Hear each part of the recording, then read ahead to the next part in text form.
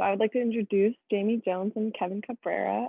They're from the College Park Aviation Museum, and they will be conducting the workshop for today. So over to you guys. Well, good morning, everybody. Once again, my name is Jamie Jones. I do appreciate everybody joining this morning on this workshop. Kind of like mentioned in the video, obviously things are going to be a lot different this year, and even this workshop is different. We want to talk about the history of the museum, but also ways to get involved, both kind of maybe virtually and in person, and think about future ways for involvement. A quick little intro about myself. I'm a new Maryland resident. I just moved here in June.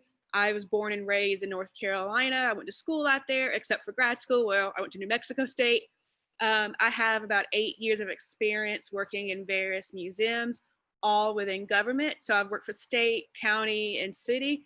And I have to say, working in city museums have always been my favorite because it really gives me the chance to connect with the community members and the people who serve the museum. With that being said, I would like to hand it over to our new director also, Kevin Cabrera, and let him talk about himself and what he plans for the museum.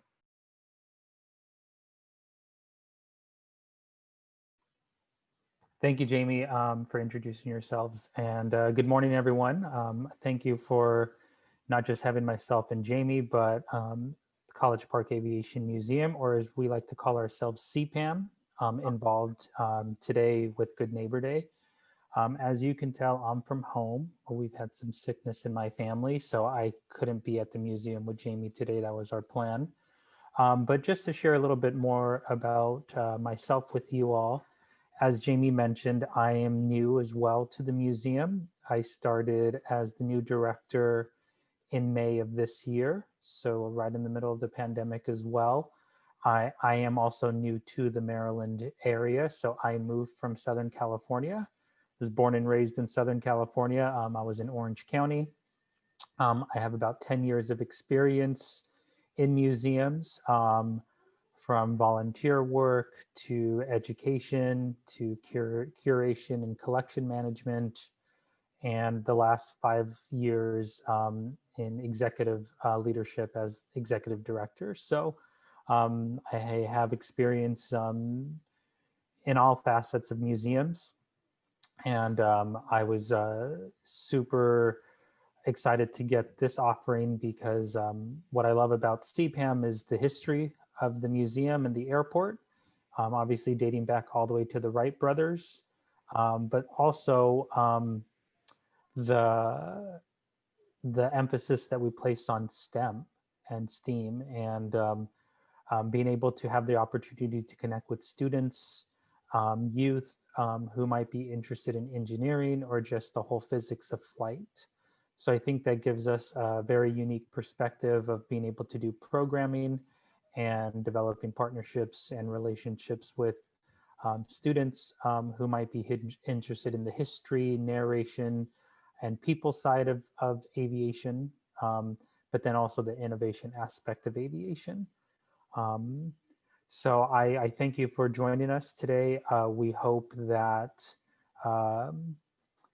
you can spread the word about the museum. We're literally about a mile down from the campus, just down Campus Drive, and we have a beautiful facility, and we really hope to engage more with our local community. As for me, some of my plans is I'm huge on public programming, and have had a lot of conversations with Jamie. So Jamie is our public programs new public programs manager, and we will be doing a lot more public programming for our community. I'm also very interested in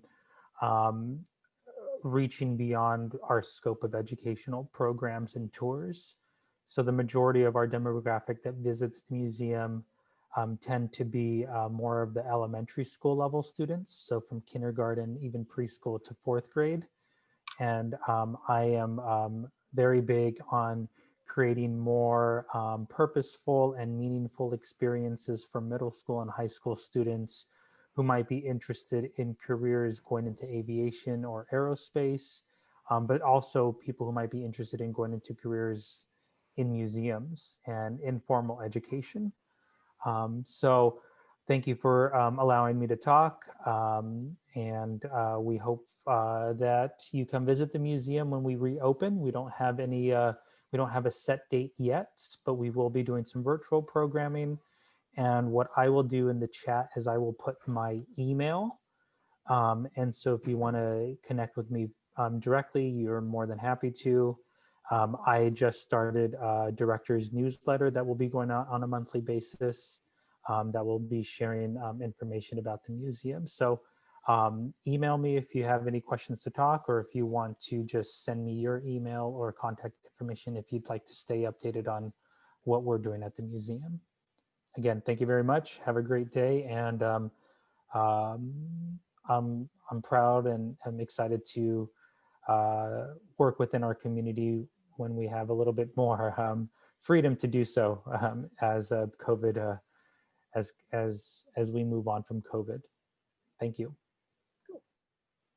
So like Kevin mentioned, like I am the public programs manager, and that's kind of really what I want this workshop to be. I mainly wanted to be a conversation. I can talk the whole time too, though, if that's okay. I do want to give like a brief history of the space that I'm in now. While we are at the College Park Aviation Museum, we are also adjacent to the College Park Airport. And one thing that I didn't know before coming here was kind of like the huge historical importance of the airport itself. This is the oldest and continuously operated airport in the world, and is also the first U.S. Army aviation school. And those two things are still really important. Actually, a plane just flew by right now, so you can tell it's definitely still operational. But we talk more about, at the museum, we just don't talk about the Wright brothers. Obviously, I'm from North Carolina. I could talk all day about the Wright brothers, but here we take it a step further. We talk about the Wright brothers. We talk about women. We talk about women pilots. We talk about the African-American pilots in Croom Airport in Croom, Maryland. We also talk about how the Postal Service was here. Right behind me is actually the beginning of kind of our airmail exhibit that talks about how the first U.S. Postal Airmail Service started in 1918. A lot of our programs, like Kevin mentioned, are geared towards elementary kids because of field trips. But that's something that I think Kevin and I both agree on, that we need to change and get more community involvement. And one of the ways to do this is offering services. So of course, due to COVID, we are still currently closed. We aren't accepting rentals, but rentals do play a big part of that. In previous jobs, I've worked with community organizations such as Greek Life and education departments to have like classes either here on campus, or we go there for meetings. But I really do want to start that back here. So if you're in an organization, you're like, oh wow, like we need a cool place to meet, we're tired of meeting in the library or a place on campus, feel free to reach out to us. We are more than happy to accommodate people. And once again, like once COVID is over and we are safe to open, then our rental program will start back up. But along with the community meetings, even if you are in an organization, but you want to start something, you want to start a movement, you want to start an organization, and once again, you need the space, please reach out. The biggest thing about us is that we are your museum. We are a community museum, just not an aviation museum. But if you are a teacher, this is where we can help you too. We do have field trips both for elementary, middle, and high school, as long as adult field trips. But also, not only are we an educational place, we're also a fun place. We have a lot of hands-on activities once COVID once COVID is over. We, especially for younger kids, we have a lot of hands-on interactives. They can dress up as a pilot, but also learn how to fly a plane. I know Kevin and I recently just actually tested out, and it's actually pretty interesting. So adults would have a good time too. But ways to get involved. We are recreating our volunteer program as we speak. We wanted to be more than just having somebody to sit on the front desk. We want to give meaningful projects to people who maybe are interested in museum work or aviation or curation, kind of just repeating what Kevin said. Our docent program, that's what's going to allow us to do it. We're also looking to internships, paid internships. How can we get the connections to UMD students to come to us for further education? We also are redoing our constant contact.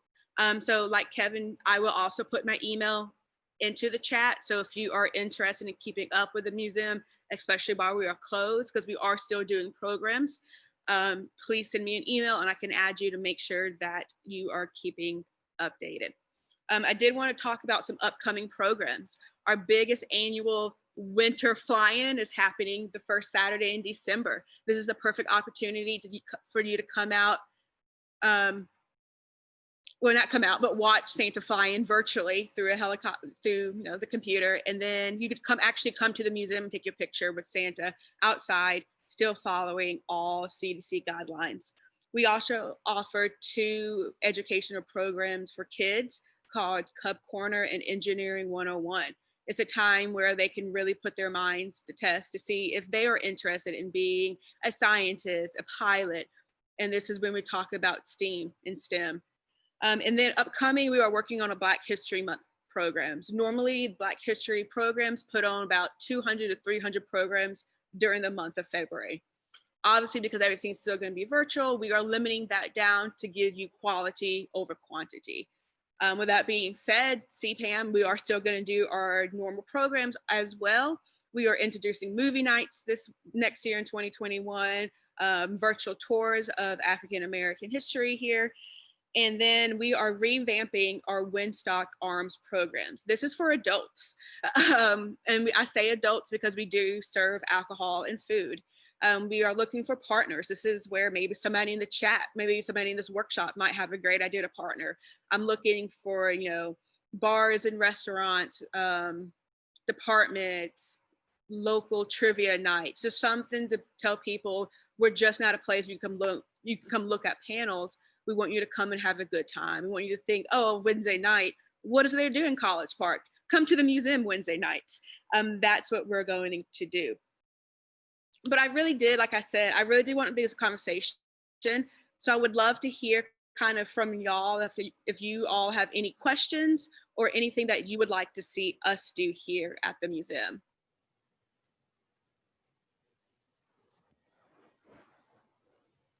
Anyone?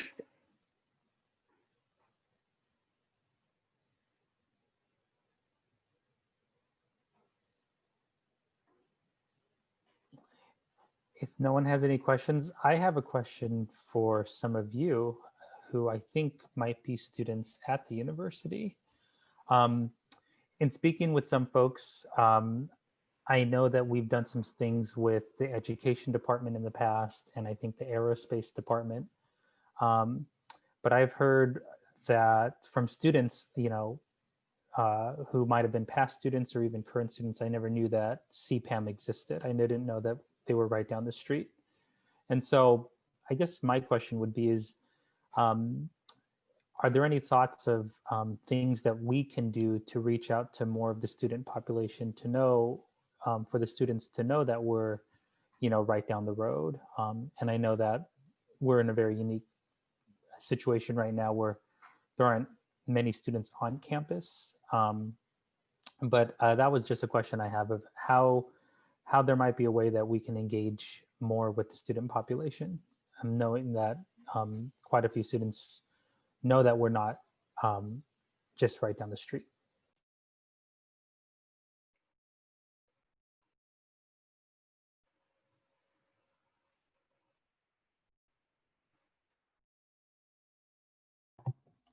Hi, I can share on that. I'm still thinking of some ways that we could, reach out to students. But I know one thing that you just mentioned is that you have worked with the aerospace program before, correct? Maybe also reach out to the history program or even the anthropology program. I'm sure would love to hear about this opportunity, especially many people do like to do museum work within anthropology and history as well, because your museum is so filled with history. That was just an idea I had. Yeah, that's really good. I know I actually have a degree in anthropology, so museums and anthropology connect all the way. And that I know we were actually talking about a way to talk more about the artifacts that we have, not just on the scientific level, but also the historic content. And so thank you for that. That's actually a really great, I didn't even think about that, reaching out to them. So obviously history and education always comes the first two. So thinking of kind of outside the, I don't want to say the norm, because anthropology, like I said, goes straight into museums, but thinking of others. I know somebody in the chat talked about an organization, aviation organization in UMD, and that's something I don't know either. Like I said, I'm still trying to figure out like what exactly UMD offers and see what we have, but that's something that I would totally be interested in even hosting. If there's not already one there, I don't see why we couldn't be that starter of a cross between UMD and the College Park Aviation Museum. I know I'm working on trying to get middle school age girls involved in an aviation club, but we can definitely create one for college students too. Yeah, and I think that's a very unique way that if we can get some middle school, even high school young ladies who might be interested, and if there is a college club, then it allows for kind of mentorship opportunities as well.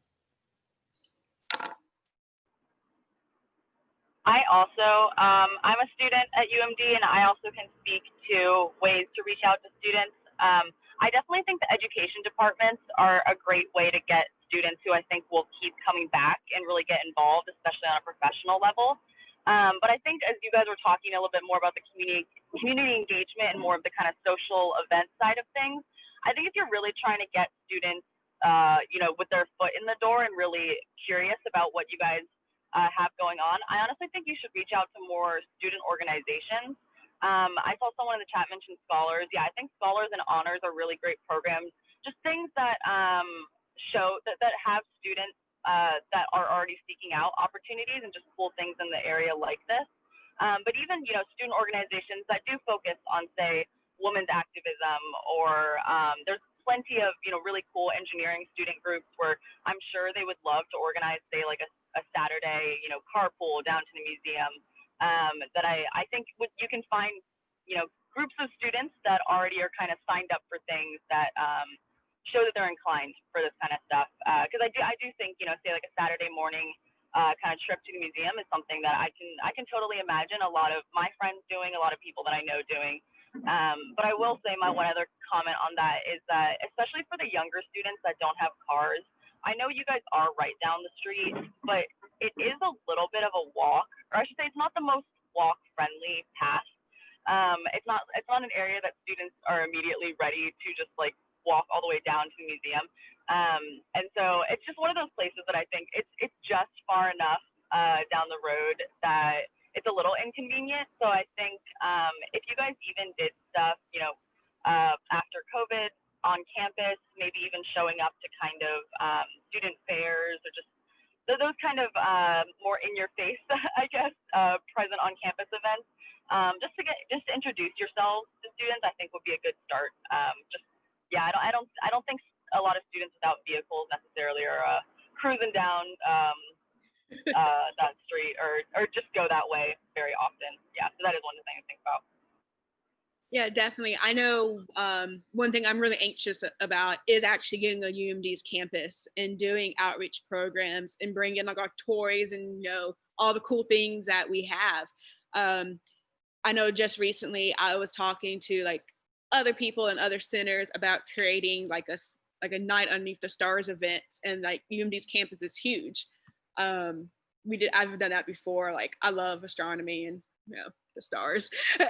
So that'd be really cool. You're right though. I think if we can get onto campus and students can see us, they'll be like, oh wow, like who are these people? Where are they? And then once they realize, oh, it's 2 blocks, 2 blocks, they were more likely to come. But yeah, thank you for that. I really, I know we've talked with the Office of Community Engagement about like getting in the know of these student fairs so we can have a booth or a table or like supply information. So once again, thank you kind of like putting that back into our mind.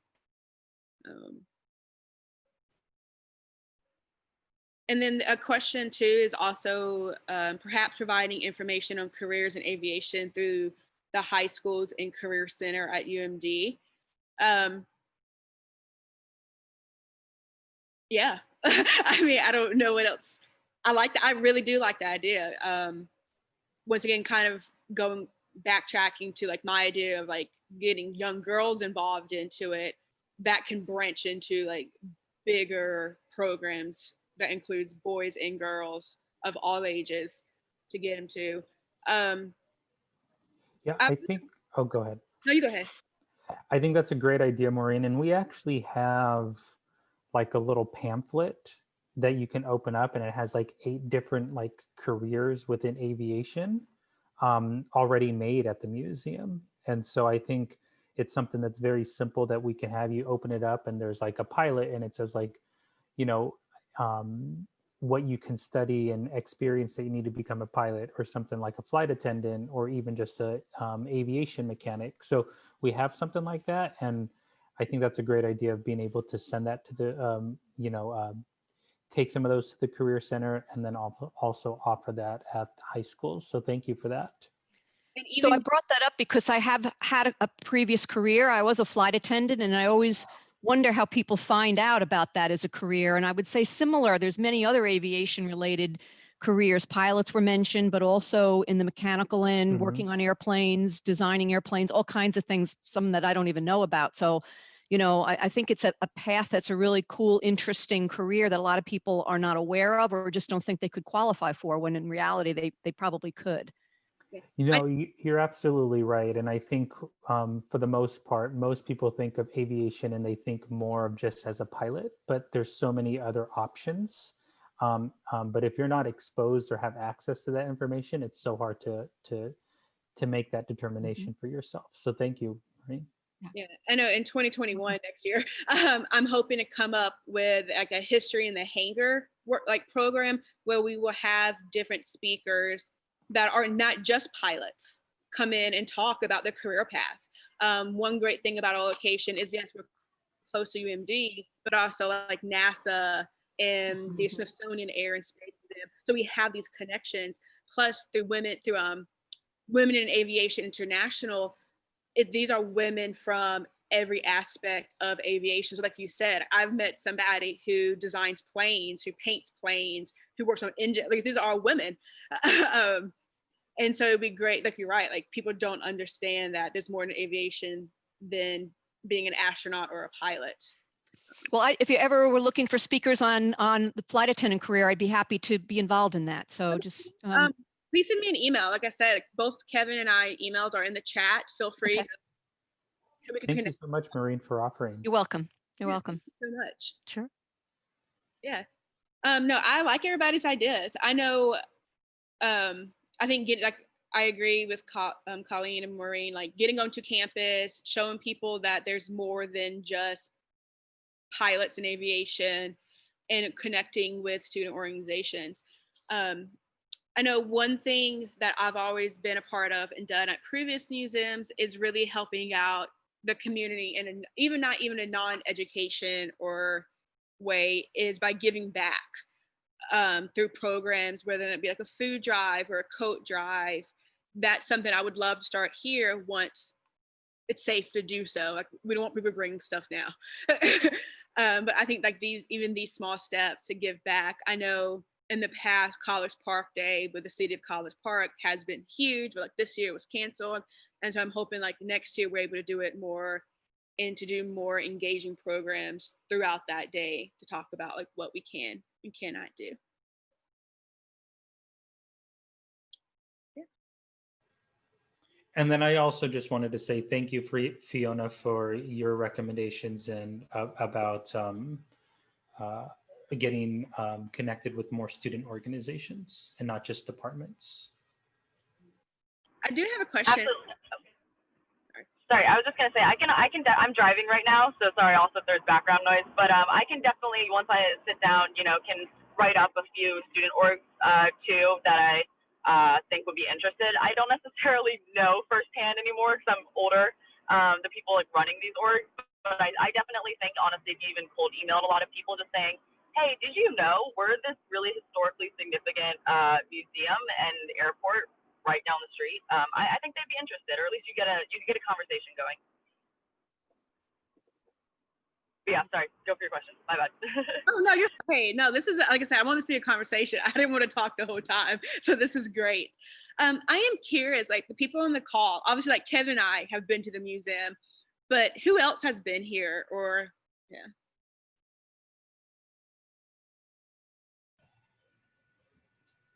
And maybe just to piggyback off that. I've been there, but a long time ago. I have to admit, I'd like to come back again. Yeah, and I would maybe just also piggyback on another question is what interested you in joining this workshop this morning?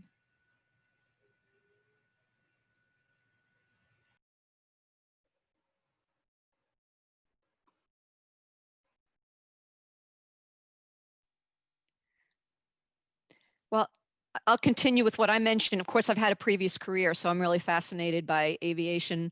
My dad was in World War II and he flew in planes, so he also has a history in aviation. And I think it's something that people are amazed about, but may not know a lot of detail about it. So I was interested into seeing what you were going to say about the museum and impacts on the community. And I was hoping that I could add my voice to that and be supportive.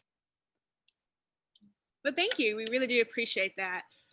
Is there anything that you would like to see us do more? I guess like, obviously you haven't been in a long time. You personally have connection with aviation, but how do we get people like your friends or family that maybe not have a background in aviation or maybe not like, oh, I don't want to go to a museum and look at planes. Like, do you have any thoughts about how we could attract those people here? And this is to everybody too, not just, I don't want to put you on the spot, I'm sorry. No, that's okay. Yeah, it's always complicated to try to get people to get out of their seats and go see something. You know, that's a challenge. You know, I think that you mentioned astronomy and people that are interested in the sky and the planets and the stars and everything. Aviation has a connection with that. And so maybe exploring those connections of people that already are interested in looking up. Why not look up and think more about how much we are able to travel and the history? You know, some people are buffs on things like previous, you know, the wars, for example, and what can you learn from aviation over the history of aviation? I don't know. It's hard to get people to come to things when they're busy people. I think that's virtual aspects of it might be great. Maybe virtual tour initially I got on the call a little late, so you may have already talked about some of this, and I apologize for that. But maybe having, you know, a way for people to see what they can get out of the museum without actually going there right away, and then maybe wanting to come. So now I've seen something of it. Now I actually want to go. Maybe something along that line, especially when it's safer, obviously. Wonderful. And then there's a few comments in the chat that I'll read. Sarah mentioned I have not visited before, but I definitely will now. Colleen mentioned I have not been to the museum, but I kept meaning to, and then COVID. So I wanted to learn more. So that's great. Thank you for sharing those. Yeah. And as public program manager, that is kind of like what I'm trying to figure out is what do our community want? Like, how do we get them not just to come here once, but how do we get them to come back? So like along with like the history and hangar programs, to have like lecture series, but also these wine stock, wine down events to give people who maybe aren't the normal museum visitors, but who would like to do things after hours, you know, hang out at a cool place with their friends, do a craft, listen to some music. So kind of like really thinking outside of that typical museum box too.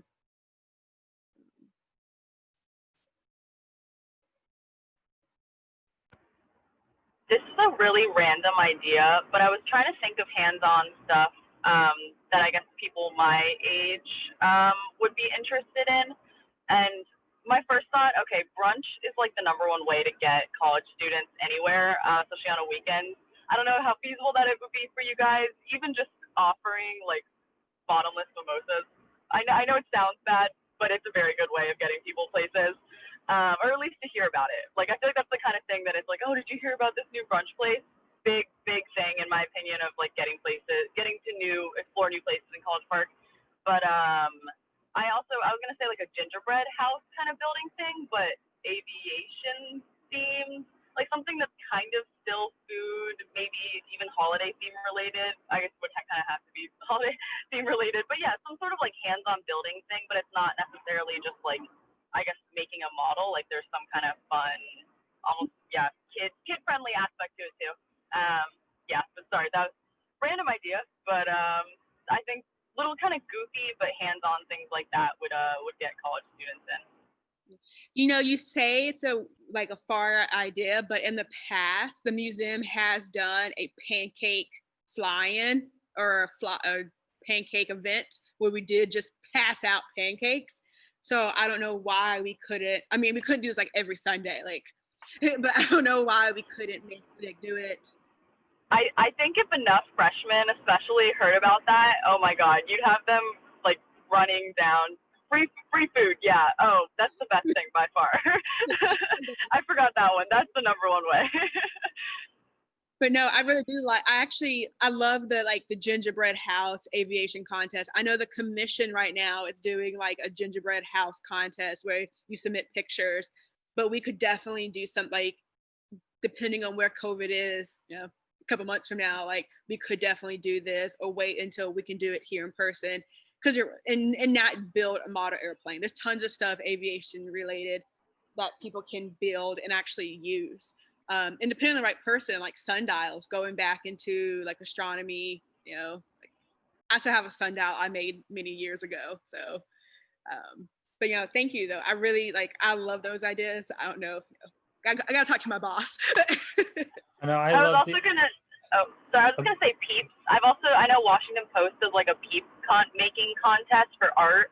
So there are definitely other seasonal themed things you can make aviation stuff out of. I like the idea of the brunch, and it reminded me of college. I remember college. My friends and I, we would do Sunday brunch, and it's like, oh, okay, yeah, I forgot that's something that college students really enjoy. So seeing if we could do something on a quarterly basis or something like that might be a good way to bring in some students. Yeah, definitely. I know I'm thinking about how to make a pizza in the shape of a plane right now. I was like trying to go through my brain. But no, yeah, thank you, Fiona. I really you say those are far ideas, but that's what museum program's about. Like, is literally thinking outside the box, things you wouldn't think that a museum would do, but there's no reason for us not to do it. Like, our mission is to serve the community through education and programs. So as long as people are happy, they're having fun, and they walk away learning something too. Like, yes, we want people to come and eat pancakes, but like, it would be nice to throw in something, you know, informational into a pancake too, or French toast. So thank you. Like, I know I'm excited. I really do appreciate everybody's ideas. And once again, like, this conversation, excuse me, this conversation doesn't have to end now. Like, if throughout your day, throughout your week, or the next month or two, you think of stuff, like, feel free to really reach out. Yeah, email is the best way to reach us, just because we're in and out of the office and we're not completely open yet. So once again, like, Kevin and I email are in the chat, so feel free to reach out to us and we will respond. Does anybody have any last questions or comments or any other great ideas?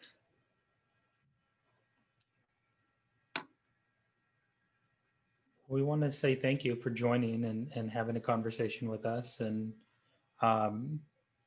we hope that invite you to come into the museum once we open. Hopefully it happens soon. We're just still waiting on final approval, but we thank you for joining us this morning. Yeah, echoing Kevin once again. Yeah, thank you, everybody. Thank you, UMD, the Office of College Engagement, the City of College Park. I feel like Jose, thank you for reaching out to us. I see that you're here. Yeah, thanks, Jose.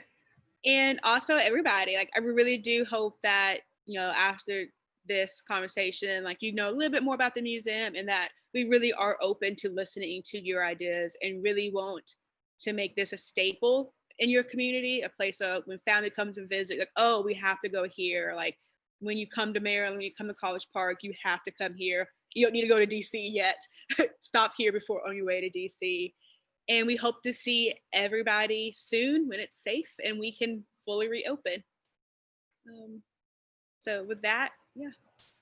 Yeah, I just kind of want to echo what Jamie just said is if you have family that comes to visit you during the holidays or at all, you have a like a nationally recognized airport and museum that's literally right down the road.